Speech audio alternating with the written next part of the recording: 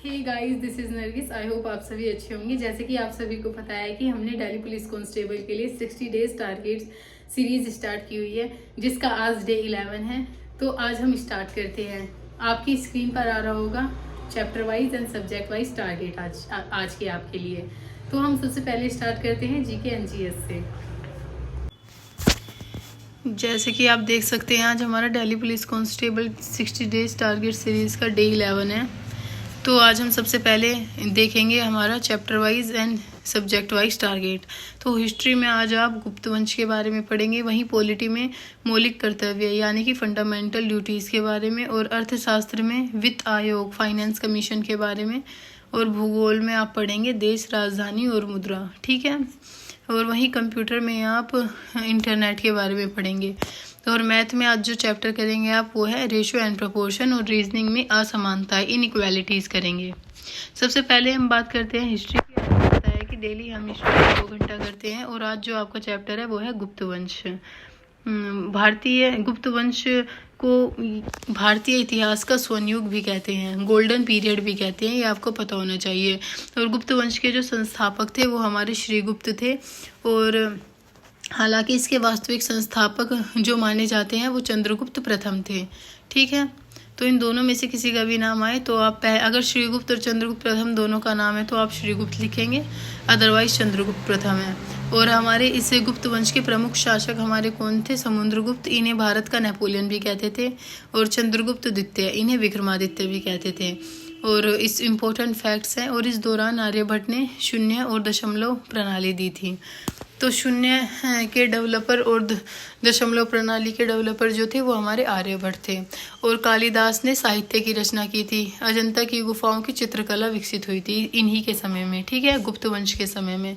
Overall आज ये देख सकते हैं आप उस टाइम का गुप्त साम्राज्य। ठीक है, ये गुप्ता एम्पायर है, आपको दिख रहा होगा। तो ओवरऑल आज आप ये करेंगे अच्छी तरह 2 घंटा हिस्ट्री, जिसमें आज आप गुप्त वंश के बारे में पढ़ेंगे। अब हम बात करते हैं पॉलिटी की। पॉलिटी में हमारा आज जो चैप्टर है वो है फंडामेंटल ड्यूटीज़। आपको ये पता होना चाहिए, ये हमारे संविधान के भाग 4A में आता है, और आर्टिकल 51A के तहत मौलिक कर्तव्य जुड़े हैं। ठीक है। अब हम ये भी आता है कि मौलिक कर्तव्य को कैसे जोड़ा गया था। इन्हें 42वें संविधान संशोधन 1976 में स्वर्ण सिंह समिति थी, उन्होंने सिफारिश की थी, मौलिक कर्तव्यों को तब जोड़ा गया था। ठीक है।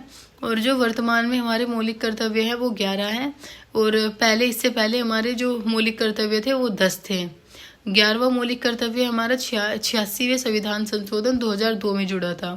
ठीक है। और आपको जैसे कि मैंने पहले ही बताया था, ये नॉन जुडिशिएबल है, इनके लिए हम न्यायालय में नहीं जा सकते अगर हमारे मौलिक कर्तव्यों का उल्लंघन होता है। तो ये हमारे आपको दिख रहा होगा स्क्रीन पे मौलिक कर्तव्य आ रहे हैं, जैसे कि भारतीय संविधान का पालन करना, इसके आदेशों, संस्थानों, राष्ट्रीय ध्वज और राष्ट्रगान का सम्मान करना। फिर हमारा दूसरा है स्वतंत्रता के लिए राष्ट्रीय संघर्ष को प्रेरित करना। तो ओवरऑल ये हमारे 11 मौलिक कर्तव्य दिए हुए हैं, ये आप करेंगे। और जो 11वां जुड़ा था वो था हमारा 6 से 14 वर्ष की आयु के बच्चों या प्रतिपाल्य को शिक्षा के अवसर प्रदान करना। ठीक है। मतलब 6 से 14 वर्ष के बच्चों के लिए शिक्षा 11वें मौलिक कर्तव्य में है, जो कि हमारे किस संविधान से 86वें संविधान संशोधन 2002 के द्वारा ऐड हुए थे। ठीक है। और आर्टिकल 51A हमारा ये भारतीय संविधान के अनुच्छेद 51A में नागरिकों के मौलिक कर्तव्यों का उल्लेख किया गया है। ठीक है। अब आप ये सोचेंगे कि ये जो हमारे मौलिक कर्तव्य हैं, मौलिक कर्तव्य हमारे मूल संविधान में नहीं थे, मतलब जब हमारा संविधान बना था उस समय ये नहीं थे।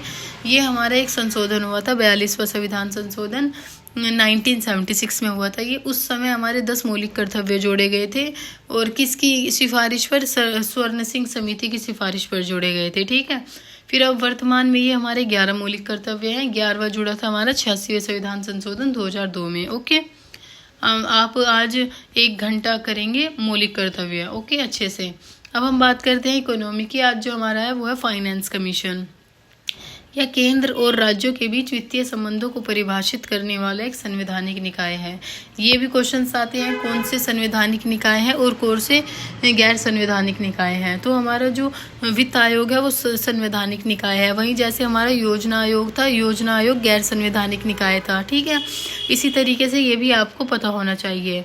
अब हमारे सांविधिक हमारा वित्त आयोग आर्टिकल किसके द्वारा स्थापित हुआ है? आर्टिकल 280 के तहत। ठीक है, और इसके जो इम्पोर्टेंट काम है वो क्या है? केंद्र और राज्यों के बीच में करों के शुद्ध आगमों का वितरण करना। कैसे किया जाए, इस पर राष्ट्रपति को सिफारिशें देता है। इसका गठन 5 वर्ष की समाप्ति पर या उससे पहले राष्ट्रपति द्वारा किया जाता है। तो हमारा जो फाइनेंस कमीशन है उसकी स्थापना, इसका जो ड्यूरेशन होता है वो 5 साल का होता है और इसकी स्थापना हमारे राष्ट्रपति करते हैं। ठीक है, तो जैसे कि मैंने आपको बताया आर्टिकल 280 के अकॉर्डिंग वित्त आयोग की स्थापना होती है और ये हमारे संविधान के भाग 12 में आते हैं। और इस आयोग का जो सबसे पहले गठन हुआ था वो हुआ था 1951 में। वित्त आयोग संवैधानिक सलाहकारी निकाय है। सरकार इसकी सलाह मानने के लिए बाध्य नहीं है। अब आप ये भी पता होना चाहिए वित्त आयोग हमारा कैसा निकाय है। ये एक संवैधानिक सलाहकारी निकाय है, लेकिन हमारी जो गवर्नमेंट है इसकी सलाह मानने के लिए वो बाध्य नहीं है। ये भी आपको पता होना चाहिए। ओके, अब जैसे कि हमारा 1951 में सबसे पहले इसकी संरचना हुई थी, तो ये भी पूछते हैं कि उस समय इसके अध्यक्ष कौन थे? उस समय थे केसी नियोगी। ठीक है, और वर्तमान में भी पूछते हैं। वर्तमान में इसके अध्यक्ष हमारे 15वें हैं, वो है NK सिंह। और 16वें जो हैं अरविंद पनगड़िया हैं इसके। ठीक है, और ये हमारे 2026 तक रहेंगे अरविंद पनगड़िया। तो अगर आपसे क्वेश्चन आए कि फाइनेंस कमीशन के हेड कौन है, तो वो होंगे अरविंद पनगड़िया। ओके, और इसका जो कार्यकाल होता है वो हमारे जो प्रेसिडेंट होते हैं उनके कार्यकाल के समवर्ती होता है। मतलब राष्ट्रपति हमारे 5 साल के लिए चुने जाते हैं, तो ये भी 5 साल के लिए ही चुने जाते हैं। वहीं पर इनकी योग्यताएं भी दी हुई हैं कि ये उच्च न्यायालय के अगर कोई न्यायाधीश है वो इसके हेड हो सकते हैं। पूर्व न्यायाधीश, वित्त और लेखाओं का ज्ञान होना चाहिए उन्हें, प्रशासन और वित्तीय मामलों का ज्ञान होना चाहिए और उन्हें अर्थशास्त्र का विशेषज्ञ होना चाहिए। ठीक है, तो ओवरऑल आज आप वित्त आयोग के बारे में अच्छे से पढ़ेंगे। और ये भी आ सकता है कि 15वां वित्त आयोग के अध्यक्ष कौन है, वो हमारे NK सिंह है, आप देख सकते हैं। और इसकी अवधि जो है वो 2026 तक रहेगी।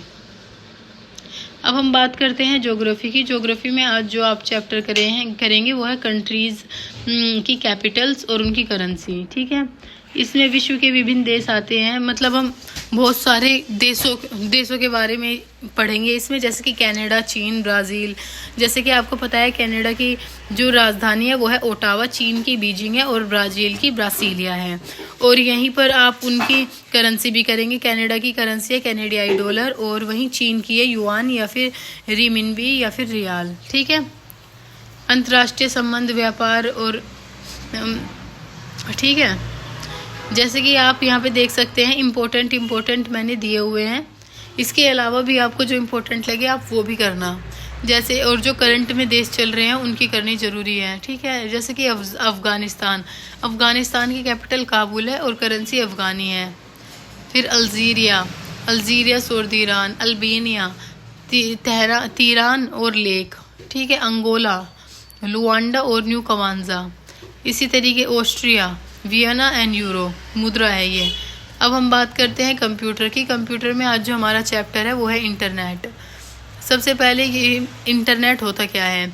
ये एक वर्ल्ड लेवल पर एक नेटवर्क है। यह TCP/IP प्रोटोकॉल का उपयोग करके दुनिया भर में सूचना और संचार को सक्षम बनाता है। जैसे मैंने आपको बताया था कि IP क्या होता है। IP एक एड्रेस होता है,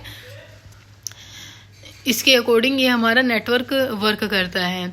अब ये भी पता होना चाहिए www के बारे में बताया था मैंने आपको, वर्ल्ड वाइड वेब, ईमेल और हमारे ऑनलाइन स्ट्रीमिंग के लिए मैंने सर्च इंजन भी बताए थे, फायरफॉक्स एंड गूगल वगैरह।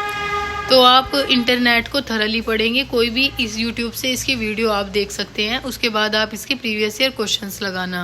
अब हम बात करते हैं मैथ की। मैथ में आज जो हमारा चैप्टर है वो है रेशो एंड प्रोपोर्शन। तो आज आप रेशो एंड प्रोपोर्शन करेंगे अच्छे से 2 घंटा। ठीक है, अब हम और ये मैंने कुछ क्वेश्चंस भी दिए हैं, इसे भी आप अच्छे से करेंगे। अब हम बात करते हैं रीजनिंग की। रीजनिंग में आज जो हमारा चैप्टर है वो है इनइक्वालिटीज़ यानी कि असमानताएं। तो आज आप ये वाला चैप्टर करेंगे। अगर आपको नहीं आता, इसमें लॉजिक लगाना होता है। ये कॉमन सी बात है, रीजनिंग में हमें लॉजिक ही लगाना होता है। अगर नहीं आता आपको तो आप कोई वीडियो देखेंगे, उसके बाद इसके क्वेश्चंस लगाएंगे, ठीक है।